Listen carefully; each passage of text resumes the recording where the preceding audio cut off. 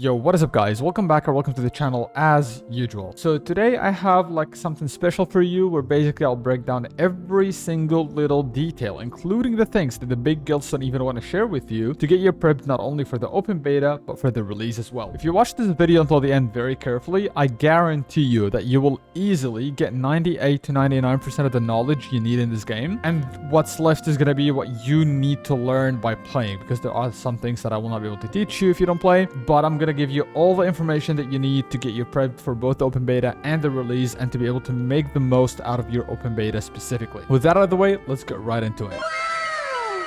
Before I get into the juice of this video, there are three things that I want to give you early on, like think of them as tips, I would say, and that is in regards to the tutorial. These three things might actually be annoying if you run into them, but usually you don't, but if you do, here they are. The number one thing is the block bug. So early on in the tutorial, when you are doing the tutorial early, in the beginning of it, you will have a time where the game will teach you how to block. And if you don't have, like by default, the Q is the block. If you don't have the English keyboard, or for whatever reason you change the hotkey because we'll have a pre-download, maybe you'll just log into the game before the game launches and decide to mess around with your hotkeys. If you do any of that stuff, you sometimes run into a bug where like you would click the key that you should be using for block. It would even show you the key that you will be using for block, but it would not let you block. You'll just be stuck. So in that instance, my recommendation is that when you first start the game, when you get the option to choose between action combat or tap target, start the game with tap target, because that will fix your issue with these kinds of bugs. All you need to do is drag the mouse and click the skill where it shows in the middle of your screen. Click on it with your mouse and that will do the block for you, and then you can proceed to the next one. So that leads me to the second tip, which is switching weapon. You will get also into another part of the tutorial where it will ask you to switch weapons. Sometimes it could bug where like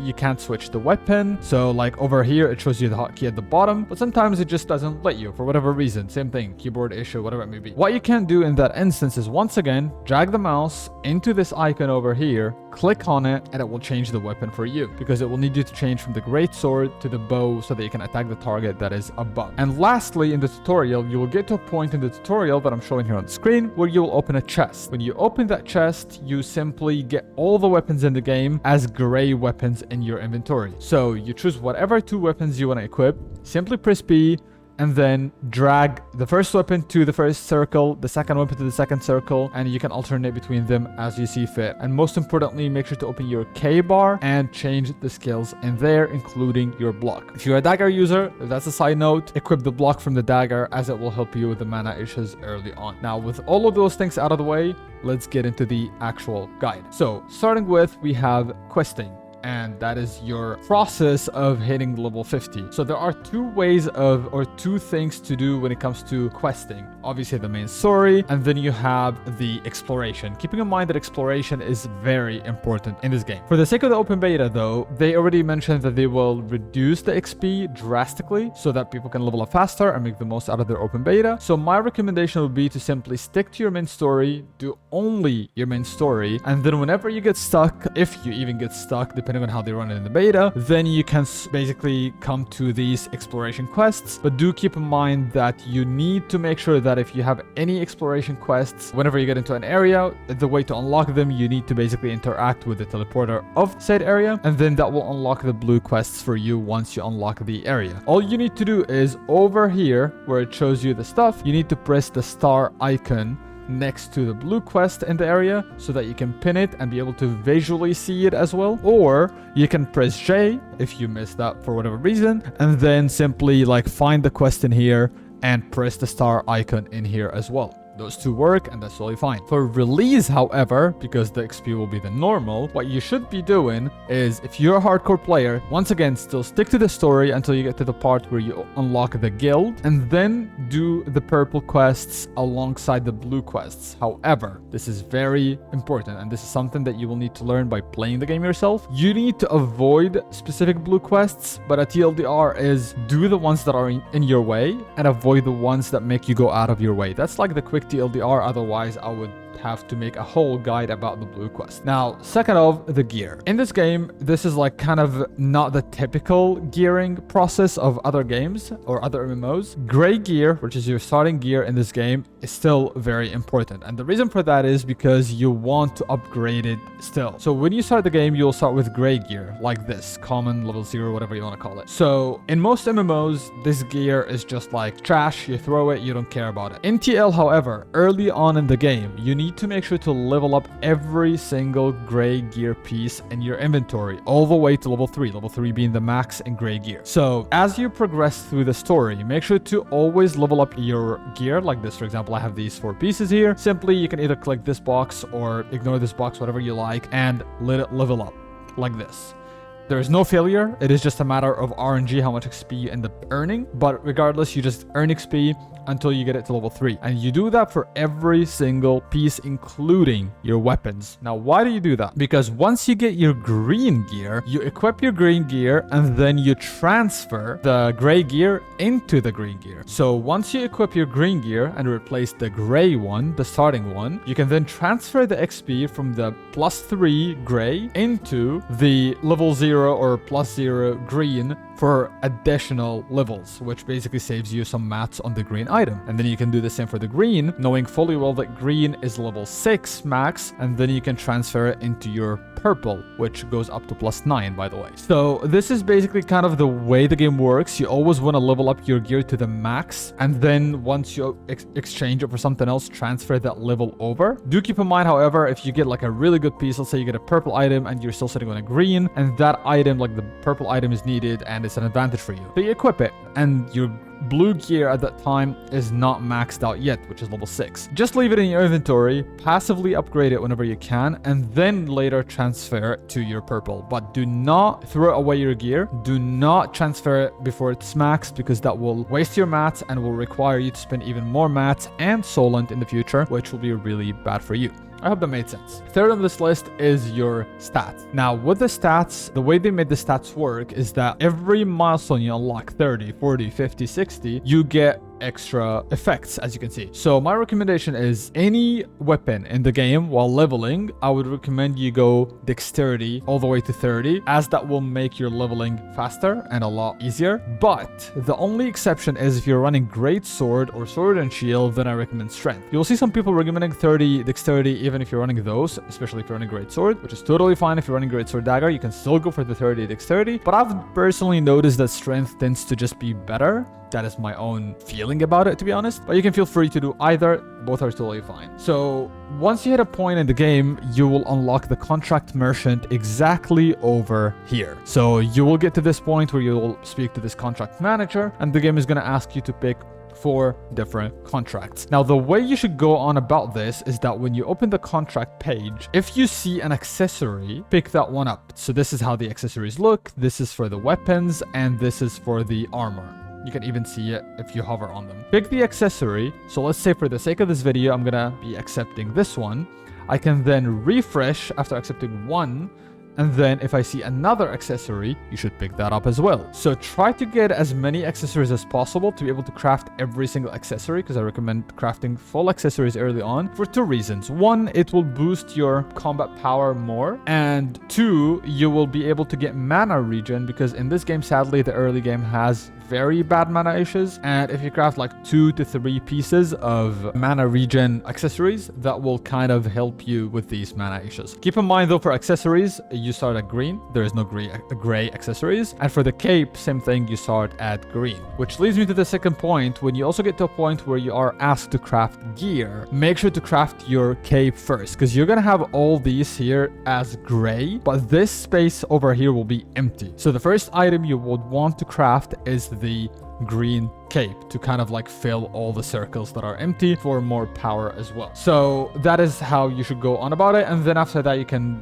do whatever you wish, or ask me over on Twitch what stats you would need for whatever you are playing. After you're done with the contracts, you will earn a token for this contract merchant. You will earn this currency here called contract coin, and the game will also teach you how to come to this NPC and teach you about this contract merchant. You will not have this much early on, of course, but however, if you are in a hardcore guild or you care about like your guild being the top ranking, you must buy all these mystic keys as soon as you can. I'll explain how to use those later, but those are very important. If you don't have a hardcore guild, or you don't care about your guild ranking or whatever it may be, then you can start with whatever you need. And if you need like some more gray upgrades, go for them, then green, then blues. And even when you're done, by the way, you can still buy those, all of them, every single day, so that you can use the lower ones to craft the bigger ones.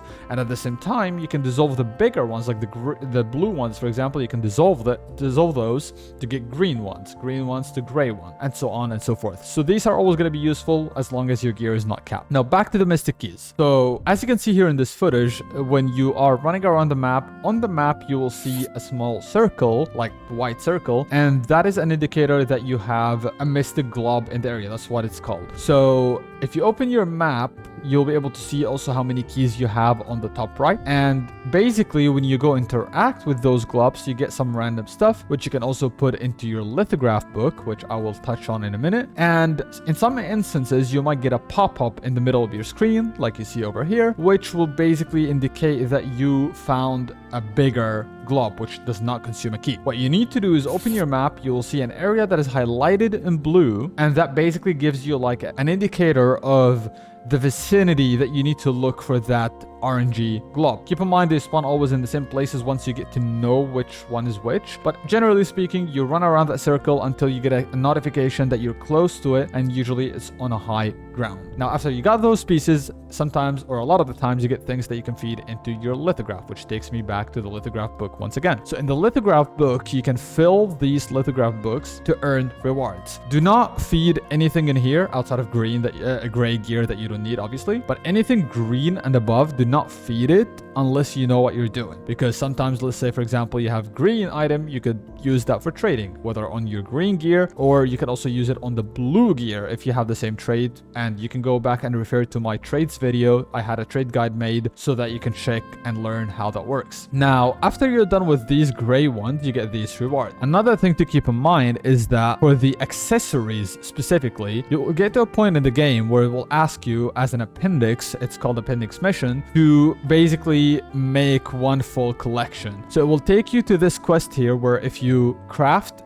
these 4 rings, which you can craft, you can get this blue lithograph. And keep in mind, this lethal portion ring is one of the best, if not the best ring in the game for a lot of different weapon choices. So this is basically what you will need these things for, and this is how the lithograph book works as a quick TLDR about it. Next on this list, we have the dungeon unlocks at level 20. So basically, when you hit level 20, you unlock something called Paola's Dimension, which will take you to Vienta Village. So when you go to Vienta Village, you have Paola's Dimension that will be unlocked at level 20. It used to be level 30, but now they made it level 20. So the quest will lead you all the way over here to the NPC that is around this area. And once you get to this NPC, she will teach you about Paola's Dimension, and she will teach you about your instance dungeons in this vicinity over here. So basically, these are the dungeons that you will unlock. My recommendation for you is do the one in the appendix that the game asks you to do, which is this one. If and only if you have a party ready to go, unless you don't care about like leveling as fast as possible and all that, feel free to do whatever. You can even like party board or match make to get a fast queue and choose whatever rule you want. But if you care about leveling up as fast as possible, either you have a party ready to play together, or you skip this altogether and come back to it later. However, regardless of whether you are a hardcore player, a semi-hardcore, or a casual, do this once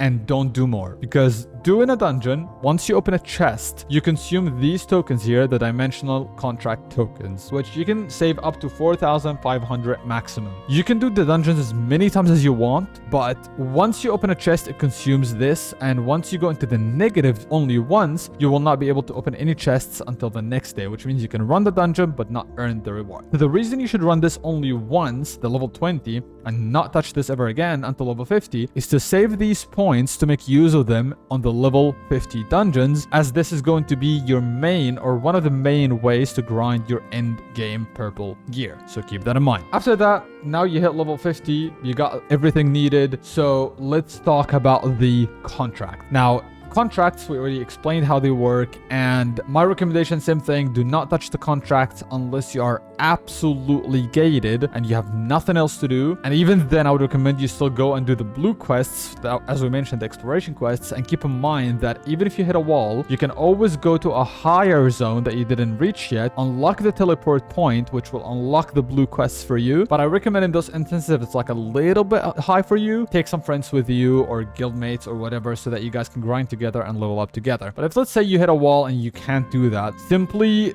do the contracts, but try to save as many as possible. And by the time you hit level 50, you should have about 120 in here. Keep in mind though, it stacks only to 60, normally speaking. The only exception is while leveling up, they overstack. And only if you also, because daily you refresh 10 contracts, if you leave it at 59, then you get 69 contracts the next day. All of that aside though, keep in mind that once you hit level 50, this is the number one thing you need to do. You want to avoid hitting the refresh while at 120, because then you will not get the 10 extra the next day. So you want to lower this as much as you can, preferably to 59 at least. If you have the time, do more than that, but preferably get it to 59 at least, so that you get the 10 refreshes, which sets you at 69, and then keep running at them as much as you can, because these are just like free upgrades for, let's say, your green gear, your green weapon, blue gear, your blue weapon, your blue accessory. And another thing that is very important, which I hope shows right now, is that if you accept one, and this is what you should do, by the way, you accept one, then you refresh, and then you accept another one, and then you refresh once again. And then every time you accept a contract, make sure to refresh, and maybe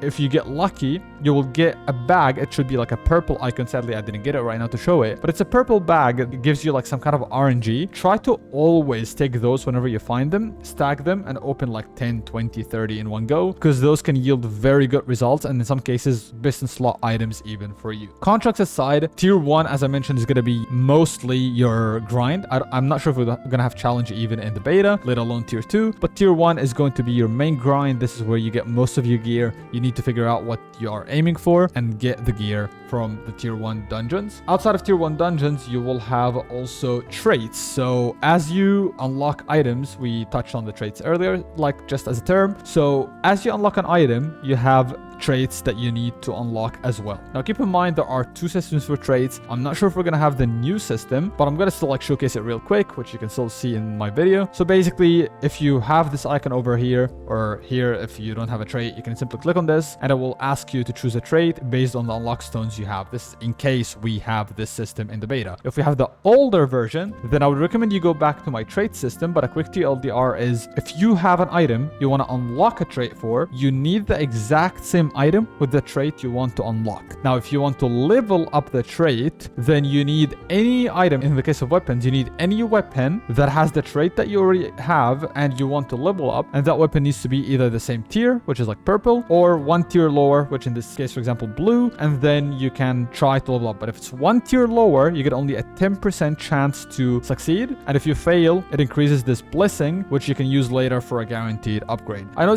it might be a little confusing, but that's why I recommend you go back to my YouTube channel and find the traits guide and then go from there. Traits aside though, you also have the open world dungeons. Open world dungeons are something that I don't recommend you really waste your time on outside of world bosses and outside of, like, let's say you're already done with everything, then you can run through these, or if you lack Solent, because they're very good for Solent grind and losing grind. You have 4 dungeons and they are represented in this way. So you can see one here, for example, one here. The one that is very important though is Sorodoma Island. Sorodoma Island at night becomes PvP, and at night, well, every dungeon becomes PvP at night, but Sorodoma Island has chests that spawn around the map, and those are contested. If you manage getting some of them, the later the chest as well during the 30 minutes marker, the higher the rewards, and you can end up getting like extra entries for dungeons or extra tokens for open world dungeon grind, and those are very important and very competitive. Once again, this is also your Solent grind and your losing grind, and if you don't want to PvP at all, do it only in the morning, which is 2 hours day in the game and 1 hour at night in the game. Now, let's say you are grinding right now, you also get the mastery, which also leads me to whether we have the old system or the new system. I'll go with the assumption that we have the old system first, and that means open world dungeon is your main master grind, and depending on what version we get of the game, you might be able to get it all the way to level 13 or 10, we don't know yet. But if you get the new system, then you get these points over here from contracts and other stuff that I also mentioned in one of my previous videos, which you can also also check, and those will level up your mastery a lot faster.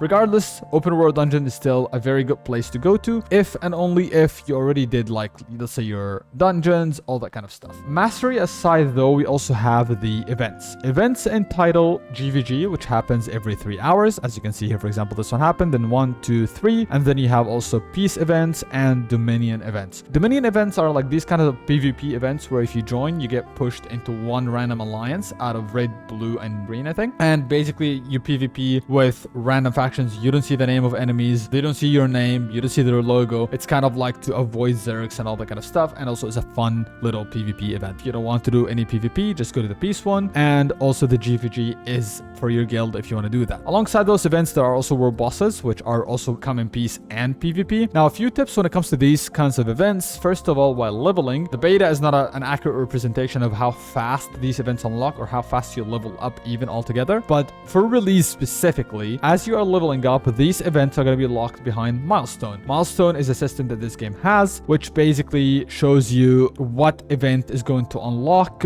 based on what goals and what amount of hours. And this is how everything works in this game. It's locked behind milestones, but I don't think you're going to see this system in the beta. This is something more for release. As you are leveling up on release, you must make sure to do the events as they unlock early on while level up, because not only are they a good source of XP, they also give you these chests over here, for example, that give you like skill books or parchments to craft skill books, which would translate into skill books that you can use to level up your skills, and that is going to be very important. Now, outside of that, you have the world bosses and you have the arc bosses.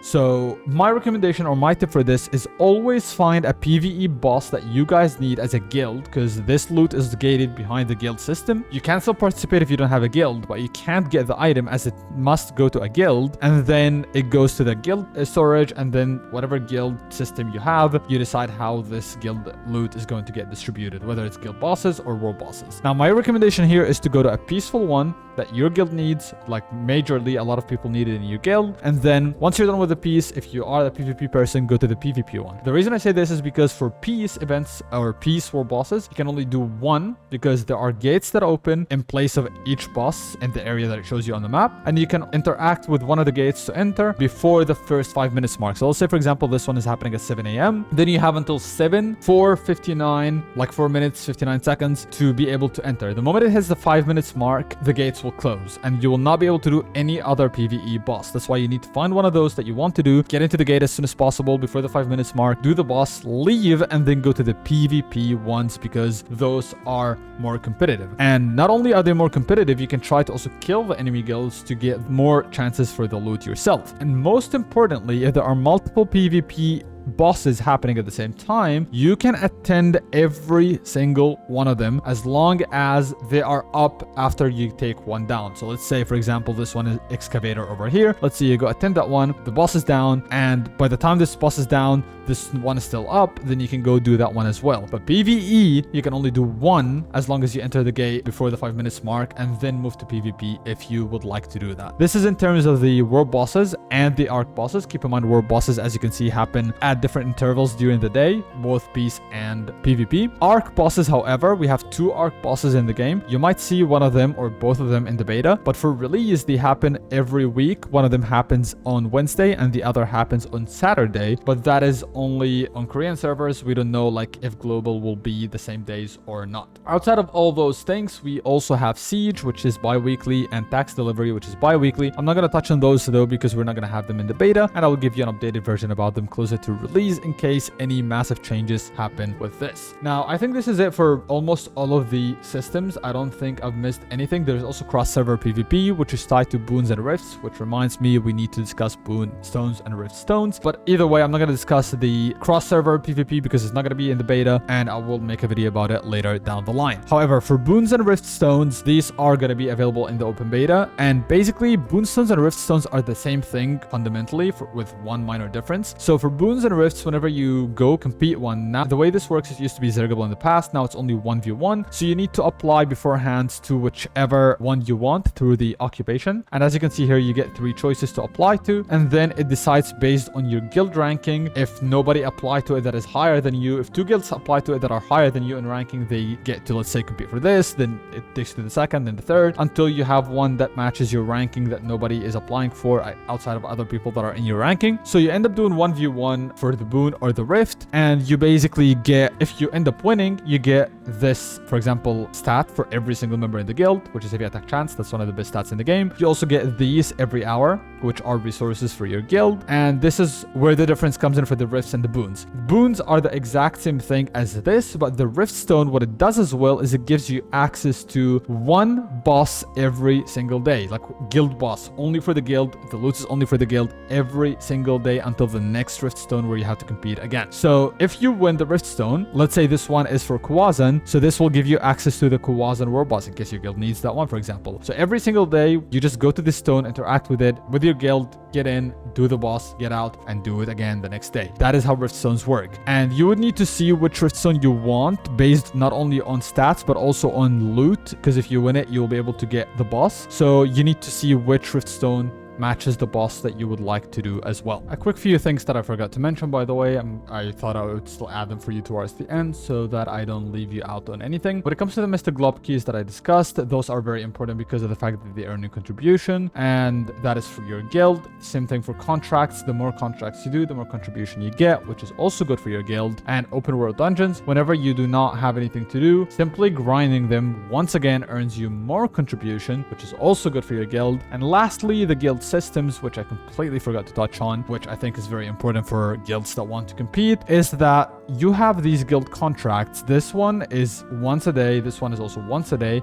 They can stack. I'm not sure what the cap was, to be fully honest, because we tend to do them on a daily basis anyway. So these ones get only 1 a day, and this one is 1 a day. And as you can see, this one is an open world dungeon, which is Sardoma Island. This one is an event. So ideally, you would want to make sure you send your guild to the open world dungeon as a guild. You can get this done in 5 minutes if you go as a guild rather than as one only. And for the events, you can also take your guild to the event just once or twice, and that should also get it done for you. Or you can simply refresh it if it's something that you don't like or something that people don't tend to do. For example, Sardoma Island is good to keep because a lot of people do it. Celis Abyss is kind of annoying, so most people tend to avoid it and refresh it, even though I still recommend to go as a guild. But if you're on a less active guild, then definitely refresh it and get Sardoma Island or Shadow's Crypt. Those are very easy to do, even as an individual. Those, however, are like kind of, or actually unlimited. You can refresh them as much as you want, but there is a limit to how many times you can refresh. I think it was 15. However, you can do these as many times as needed. So whenever you have a free time, you have nothing to do, I recommend you go and assist your guild. And if you don't know what this is, you just click on it and it will show you all the places that have the mob choice that is being asked for, whether it's this or Plantaria, same thing. But preferably as a guild leader or officer or advisor, you would want to refresh this and try to go for the one that says defeat any monster, because then everybody in your guild is doing it actively, whether they want to or not, because it's just that simple. That is in terms of the guild contracts. Now, guild skills, this is where the mats come into play. This is why your job as a guild member is to donate to the guild and make sure to get these mats up, because this will allow your guild to use these things for you. And also that will earn you guild coins the same way that if you participate in guild stuff, you also get these things as well. So when you do guild contracts, you earn those. When you do guild donations, you earn those. And then you can use those on the guild merchant. The guild merchant is basically your go-to for things like the potions, because the potions are only accessible through the guild merchant, which I'll show you in a minute. So you must make sure that you're always donating to your guild to make sure that you can access this guild merchant, which is in almost every single major city. And then through this merchant, you can buy these potions or these HP potions, or most importantly, these mana potions on a daily basis. And when it comes to the Arc boss, Queen Billender, you need these potions because she has a mechanic where when she does like a big AoE that leaves like poison stacks on you, you need to use this to get rid of that poison. Now, this is in terms of guilds. The rest are systems that you will need to get familiar with as you play that I cannot show you right now as I'm not a guild leader in Korea anymore. But yeah, those are like the things you need to be familiar with. Secondly, that I also forgot to mention is the contracts that are weekly. Now, I'm not sure if we're going to get the new system or the old system, but if it's the new system, then over here you will see there are Tails Tower contracts that are weekly, and you can get 3 of them, which give you access to do secret dungeons. Once you open the contract, you can get 3 random ones, and if you do them, you get a lot of upgrade material, and you can simply use it in your inventory. It should look like this, and you can use it from here. If we don't have access to that, there are still contracts that you need to be aware of. You need to go to Castleton first of all, to the Sundries merchant, and then from the Sundries merchant you can buy these weekly contracts over here. Let me show you over here. So if you talk to this merchant over here, you have these here, which you can buy 6 of each every single week. These are for the open world dungeon, and whenever you are doing the open world dungeon grind, you should always have those up, as those are very beneficial and grant you some RNG bags that are also good for loot if you are lucky. And the second one is in Viente village, because there are, as I mentioned, 4 open world dungeons. So you need 6 of 2 dungeons from Castleton, and from the Viente village you can also get the other 6 because those are different as well. And with that you have a total of 4 different dungeons, 6 each, and as you can see, you can even accumulate them if you are lazy and you want to do them at some point. And when you open one of them,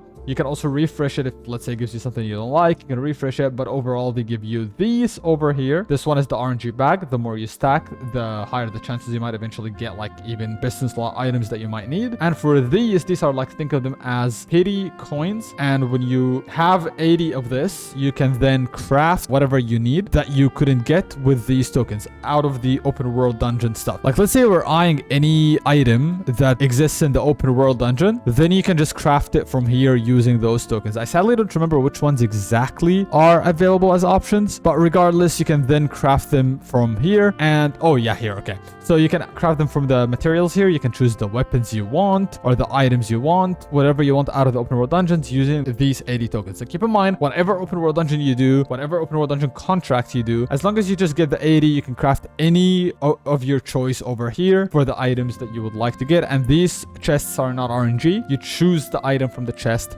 based on what you want. And that leads me to the second point. Whenever you are doing the tier 1 stuff as well, you earn these pity tokens as well. So as you get these done over here, you can also use these pity tokens to craft whatever you need. So for example, let's say you didn't get lucky with the Paola's Dimension, you earn these as well from the tier 1 dungeons, and once you get 40, you can craft the Paola's Dimension chest, which grants you the weapons for tier 1, which are very good because you can also use this method for unlocking more traits. Now let's say you want a piece of gear that you couldn't drop, for example, then same thing, you can use the tokens for that as well. And if you're lost at any point, you can simply click the item of your choice, and then it will tell you view usage over here, and then it can show you what you can get out of it. So basically you can craft this over here using the pity pieces alongside these like things that you can get it very easily. This is like pretty much every single system in a nutshell. I hope I didn't forget anything, but however, even if I did, feel free to ask me anything you want done in the comments, or hop on my Twitch. I'll be streaming every single day, and during the beta I'll also be doing a 24-hour stream on day 1, and I'll be streaming every single day moving forward as well. So definitely hop on Twitch, ask me any questions you may have, and I'm more than happy to help. And most importantly, I have more guides coming up your way very soon, so keep an eye out on that. And with that out of the way, stay safe as usual, and peace.